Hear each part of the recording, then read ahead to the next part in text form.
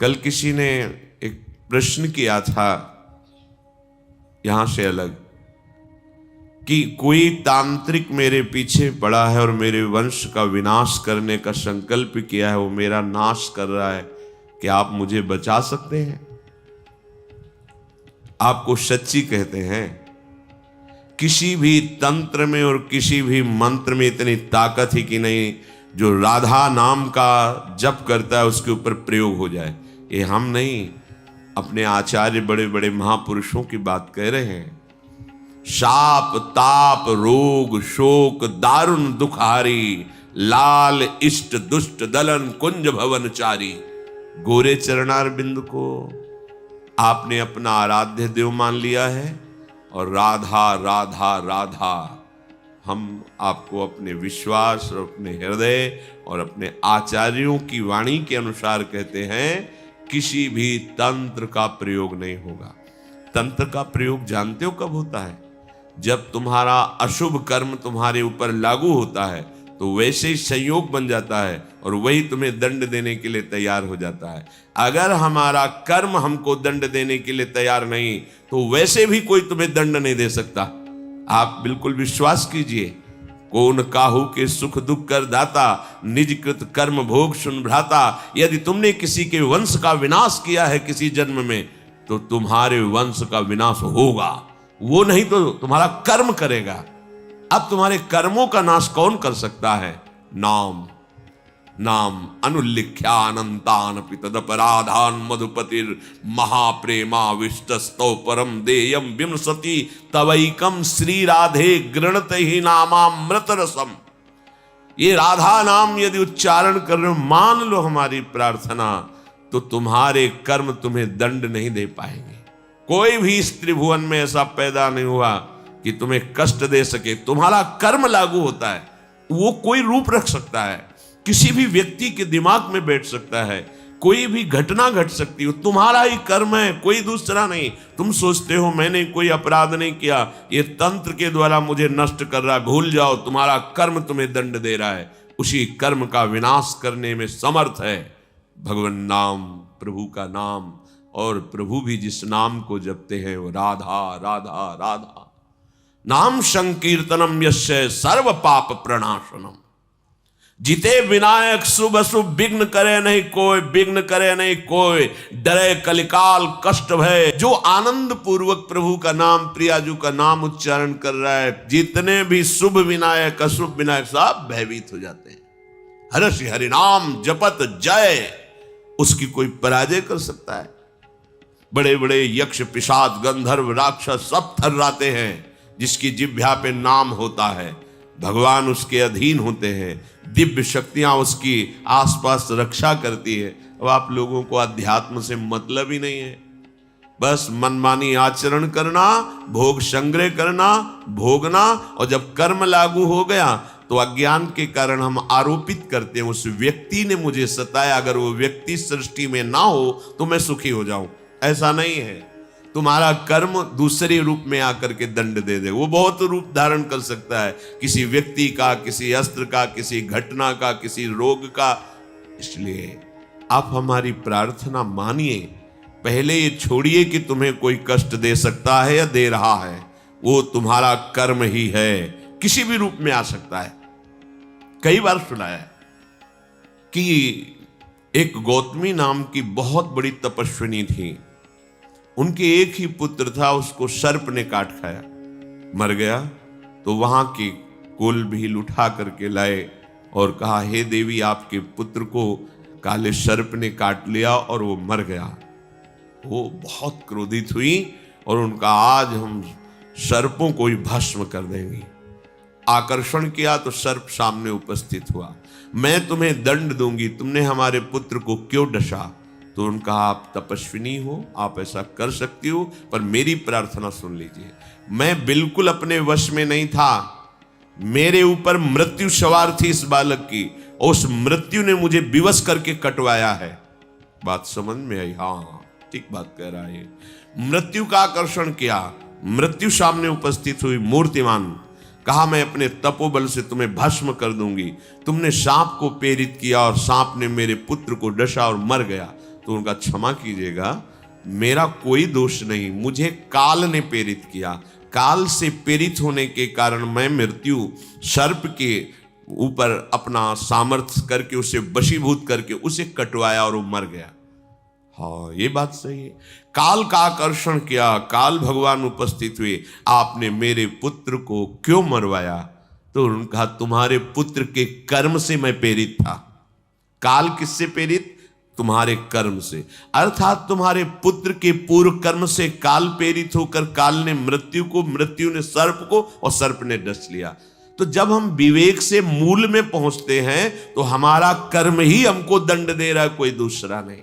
ये विश्वास कीजिए, आपका कोई कर्म है जो आपको दंड दे रहा है। आप कोई साधारण नहीं, भगवत आश्रित हैं, तो आपको कैसे कोई दंड दे सकता है?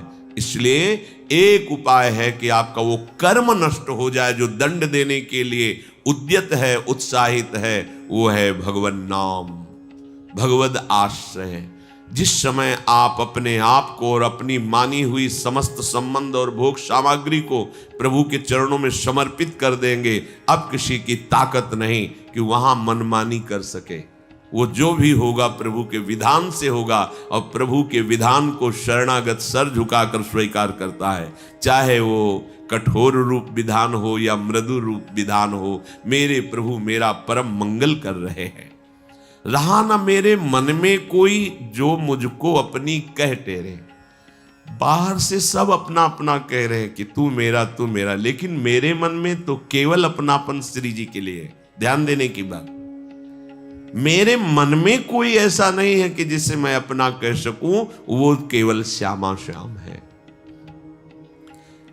मेरा सभी से अपनापन उठकर श्री जी के चरणों में समर्पित, यही तो उपासना का लक्ष्य है। जननी जनक बंधु सुत दारा, तन धन धाम सुहृद परिवारा, सबकी ममता ताग बटोरी, मम पद मन ही बांध बर डोरी। आहा, उपासना का रंग चढ़ा और हृदय में आ गया कि इसी भांति उठ गया सभी पर से अब मेरा अधिकार। जब से हुई समर्पित, जब से किया प्रीतम ने अंगीकार, अब मेरा कुछ नहीं, कोई अपना नहीं। तो क्या वो जंगलों में घूमता है? नहीं, सब प्रभु का मान करके वैसे ही सेवा में रहता है जैसे एक अज्ञानी जीव रहता है। वैसे उन्हीं के बीच में रहकर खूब परिवार की सेवा, खूब धन कमाना धर्म पूर्वक, और सारे के व्यवहार वैसे ही करना। बस समझना है मेरा कुछ नहीं, प्रभु का है। प्रभु के भवनाथ सकल संपदा तुम्हारी, मैं सेवक समेत सुत नारी। बहुत सुंदर उपासना। देह कहीं भी रहे, वृंदावन में रहे, दूर देश में रहे, अब ये प्रभु के विधान में है। जहां राखो ता रहो मान सुख राशि है। स्वर्ग नरक अपवर्ग आस नहीं त्रास है। चाहे स्वर्ग में रखो, नरक में रखो, अपवर्ग में रखो, वो आपका विषय है। मैं तो अपने आप को आपके चरणों में समर्पित कर दिया। देह कहीं भी रहे, इसे दे कोई चाहे मन का प्यार। कोई बहुत इसे प्यार कर रहा है, प्रणाम कर रहा है, नमस्कार कर रहा है, आप जानो, या अथवा इसे सताए कोई, देता रहे सदा दुत्कार। कोई निंदा करे, गाली दे, अपमान करे, आप जानो। अब इस देह के प्रपंच में मुझे नहीं फंसना, ये देह आपको समर्पित है। ये दिव्य उपासना का भाव। कोई कैसे भी माने बरते इसको इच्छा अनुसार, मुझसे मतलब नहीं, देह से ही ये सारा है व्यवहार। जैसे हम अपना मकान किसी के नाम कर दें, अब वो उसमें क्या व्यवहार करता है, कैसा रंग पुतवाता है, सोहनी लगाता है कि नहीं, वो क्या करता है वो जाने, मेरे को कोई परवाह नहीं, मैंने तो बेच दिया, दे दिया। ऐसे ही जैसे रूप लाल हित हाथ बिकानी, अब तो श्यामाजू की चरण दासता के लिए मैं बिक गया, उनका हो गया। मेरा तन, मेरा मन, मेरा प्राण श्री जी का। अब जैसा चाहे बिल से, अब कोई शिकवा नहीं, कोई शिकायत नहीं। फिर अगर शिकवा शिकायत है तो दिया क्या? अरे शरीर आपने अपना मान रखा है, मन आपने अपना मान रखा है, क्रियाएं अपनी मान रखी, भोग संपत्ति तो शरणागत काहे से हुई है? तनुवांग मनोभिर्मलई सोहम तवैवाश्रिता। शरीर मन वाणी सब अपने प्रभु को समर्पित। अब जो हो आप जानो। आप हमारे तो सिर्फ आप हो, न कोई कर्म हमारा है, न कोई व्यक्ति हमारा है, न कोई वस्तु हमारी है। अजात पक्ष एवं मातरम खगा। कितना आनंद का विषय पर हम समझ नहीं पा रहे, हम समझ नहीं पा रहे। भगवत प्राप्ति इसी से होती है, क्रियाओं से नहीं, इसी से। अपने आप को समर्पित कर दिया। अब जो भी हो रहा है मेरे नाथ करवा रहे। तो पापाचरण भी होगा नहीं। जहां सूर्य होता है वहां अंधकार नहीं होता। जहां राम तहां काम नहीं, जहां काम नहीं राम। ऐसे उपासक के हृदय में कामना ही नहीं रहती, और कामना ही पाप का मूल है। फिर पाप कैसे हो सकता है? प्रभु के चरणारविंद में समर्पित होते ही अंतःकरण दिव्य हो जाता है, प्राकृतिक नहीं रहता। वो दिव्य आनंद का भोग करता है। तो पार्थिव भोगों की कामना कौन करे? मैं तो बन सकती न किसी की अब ममता की वस्तु कभी। ना कोई मेरी ममता को चुरा सकता है, और ना मैं किसी की ममता स्वीकार कर सकती हूं। जो उपासक को कोई प्यार करता है, ममता करता है, भाव रखता है, वो पोस्टमैन का काम करता है। उसकी ममता उठाकर युगल चरणारविंद में रख दी, और युगल चरणारविंद की ममता को दृढ़ करने के लिए उनकी बात बता दी। श्री जी और वो जन, और वो जन और श्री जी, आप तो बस सेवक। हमें कोई प्यार करता है, हमें कोई नमस्कार करता है, तो हमें नहीं, ये वस्तु श्री जी की है, ये श्री जी को कर रहा है, उसका हिसाब श्री जी देगी। इसे कोई मारता है, गाली देता है, अपमान करता है, कोई फर्क नहीं, श्री जी की है, श्री जी जाने। मैं तो बन सकती न किसी की ममता की अब वस्तु कभू। कभी मेरे तेरे के द्वंद्वात्मक नष्ट हुए संपर्क सभी, नष्ट हुए संपर्क सभी। आपके संपर्क का सीधा सूत्र केवल प्रियालाल से होना चाहिए। अपने तन मन प्राण के स्वामी प्रियालाल है। हम दूसरे से सहयोग या दूसरे से अपने दुख सुख की बात कभी नहीं। अपने दुख सुख की बात रही नहीं गई। अगर आपको ऐसा लगता है तो उन्हीं से कहो जिनके तुम हो, वही निपटा सकते हैं, दूसरे से नहीं। और कहने की जरूरत तब है जब आपको विश्वास नहीं है। यदि विश्वास है तो उन्हीं की वस्तु वो जान नहीं रहे क्या? जब वो जान रहे और सहाना चाहते तो जोई जोई प्यारो करे, सोई मोई भावे, फिर शिकायत क्यों करें हम? मेरे तेरे का आप संबंध नहीं रह गया इस जगत से। वे मेरे, मैं उनकी, अब बस रहा एक ही यह संबंध। मेरी इज्जत, मेरी धन, मेरी गति, मेरी मति, मेरी श्यामा जू, भला कौन छू सकता है? हमारी श्यामा जू। कटे मोह ममता के सारे छोटे बड़े विविध विध बंध। जितनी ममता शक्ति संसार से थी स्वाभाविक नष्ट हो जाती है। कटे मोह ममता के सारे, जितनी मोह ममता हम समेटना चाहते हैं हमसे नहीं समेट सकती। प्रभु के नाम कर दो। ये बड़े बलवान हैं, काम क्रोध लोभ मोह मद मत्सर, पर जिनके बल से ये बलवान हैं वो जब दृष्टि से देख लेंगे तो ये सब मिट जाएंगे, हट जाएंगे, शांत हो जाएंगे, निहाल हो जाओगे। जिनको वृंदा विपिन है कृपा तिन्हीं की होए। ये लाडली जू की अपार कृपा हमारे ऊपर हुई है। हम सब जो वृंदावन की पावन भूमि में बैठे हैं, ये केवल कृपा है। हृदय का पूर्णतया निर्विकार हो जाना ये केवल कृपा है। हृदय का प्रेम से परिपूर्ण हो जाना ये केवल कृपा है। प्रियालाल की प्राप्ति हो जाना ये केवल कृपा है। कहीं भी अहम के द्वारा की हुई साधना से ये सब प्राप्त नहीं होता है। इसीलिए महाप्रभु हरिवंश चंद्रजू ने सर्वेषु साधन वरेषु चिरम निराशा, अहम की धरा से की हुई साधना त्रिगुणात्मिका माया के द्वारा रची हुई लोक लोकांतरों की प्राप्ति तो करा सकती है, पर सच्चिदानंद प्रियालाल की प्राप्ति, नवनिवृत्त निकुंज वृंदावन, प्रेम बपू, सहचरी भाव और निरंतर सेवा में मगन रहना, ये महासुख जो अन्य लोकों की बात क्या, परम पावन धाम वैकुंठ में भी ये सुख नहीं है। जो सुख वृंदावन नवनिभृत निकुंज में है। सखा भाव के महापुरुषों ने ही जब स्वयं वैकुंठ का वैभव श्री कृष्ण कृपा से देखा तो कह पड़े, कन्हैया मुझे वैकुंठ सुख नहीं, मुझे वो ब्रज सुख चाहिए जिसमें मेरा श्री कृष्ण है। यहां तो भगवान बैठा हुआ है, बहुत दिव्य पार्षद मुझे आगे ही नहीं जाने दे रहे, और मेरा कन्हैया मेरे साथ खेलता है, वो मुझे सुख चाहिए, ये सुख नहीं चाहिए। जहां सखा भाव में ही वैकुंठ सुख लघु हो गया, वहां ये महाप्रेम रस, महामाधुर्य रस, वृंदावन नित्य विहार, ये तो बहुत ही दुर्लभ है। हमें श्री जी की कृपा प्राप्त हुई है। अब हम इस कृपा में डूबे।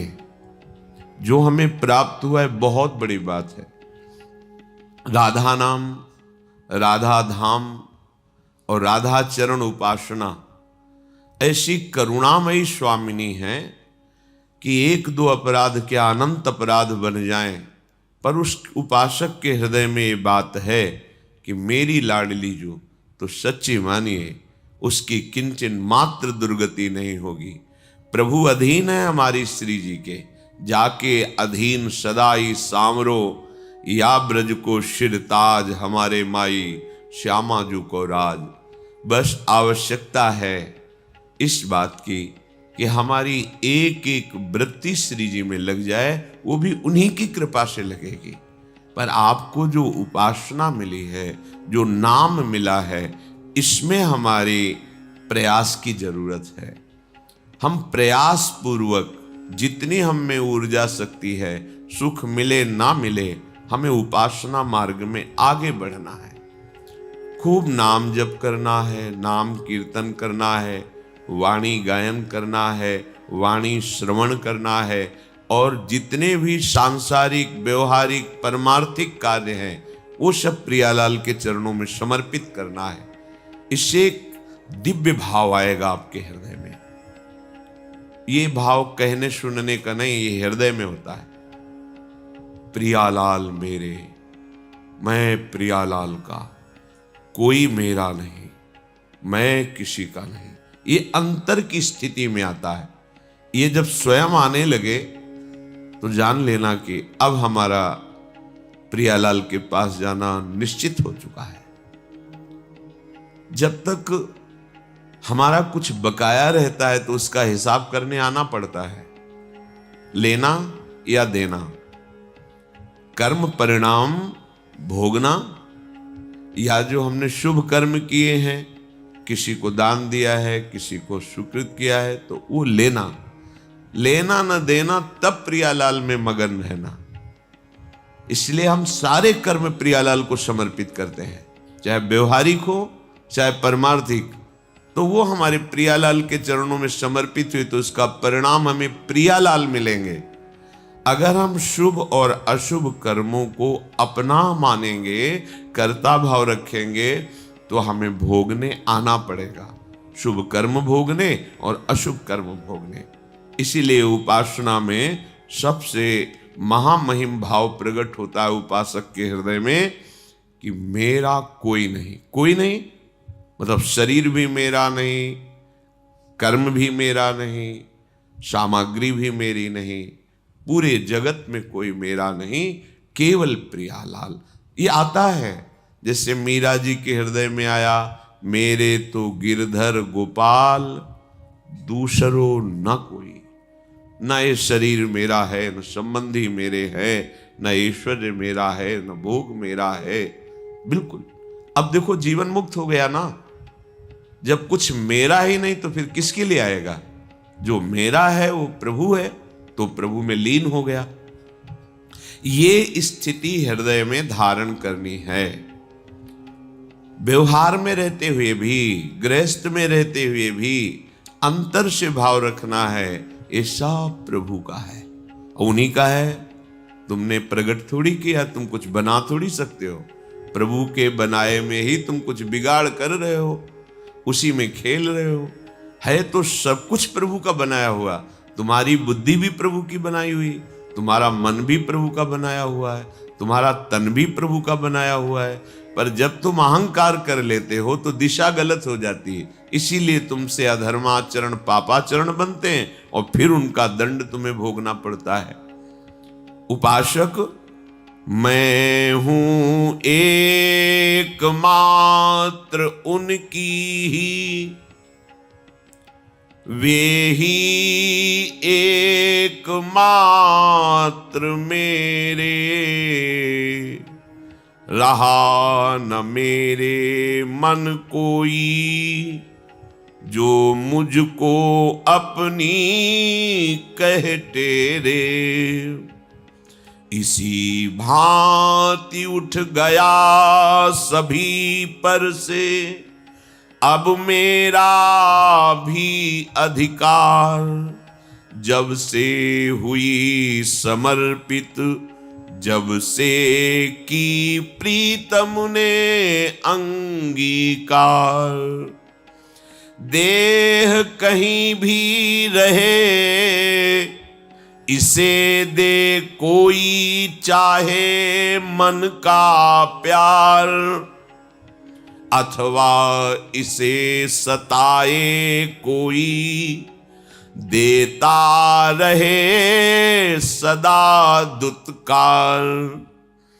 कोई कैसे भी माने, बरते इसको इच्छा अनुसार, मुझसे मतलब नहीं, देह से ही यह सारा व्यवहार। मैं तो बन सकती न किसी की, ममता की अब वस्तु कभी, मेरे तेरे के द्वंद्वात्मक नष्ट हुए संपर्क सभी। वे मेरे, मैं उनकी, अब बस रहा एक ही यह संबंध। बस इस प्रकार ममता के सारे छोटे बड़े विविध विध बंध। मैं प्रियालाल की, प्रियालाल मेरे, कोई मेरा नहीं, क्योंकि कोई है ही नहीं। सत्य वस्तु तभी दिखाई देती है जब प्रकाश हो। अंधेरे में ठूंठ को भी हम भूत मान लेते हैं, रस्सी को भी सर्प मान लेते हैं। अज्ञान अंधकार के कारण हम प्रभु को प्रभु के रूप में ना जानकर ये पत्नी, ये पुत्र, ये मित्र, ये शत्रु, ये अनुकूल, ये प्रतिकूल, प्रपंच की रचना हमने स्वीकार कर ली। इसीलिए प्रपंच में फंसकर हमारी दुर्गति हो रही। मैं हूं एकमात्र उनकी, ये बैठा लो, हृदय की बात है। ये मत सोचो कि भजन करते करते ये बात कभी आएगी। ये बात अभी बैठालना है। जो बहुत वर्षों की साधना से प्राप्त होता है वो सत्संग में 1 मिनट में प्राप्त हो जाता है। बस तुम्हें स्वीकार करना है। बहुत ध्यान से सुनिए। स्वीकृति से ही दुर्गति है और स्वीकृति से ही सदगति है। स्वीकृति करो, मैं प्रियालाल की, प्रियालाल के सिवा मेरा कोई नहीं। जब ये स्वीकृति हो जाएगी तो इस लोक और परलोक में दिव्य शक्तियां तुम्हारी रक्षा करेंगी। ये अंतर में बैठे हैं हमारे प्रभु, वो तुम्हारी ये बात स्वीकार कर रहे हैं।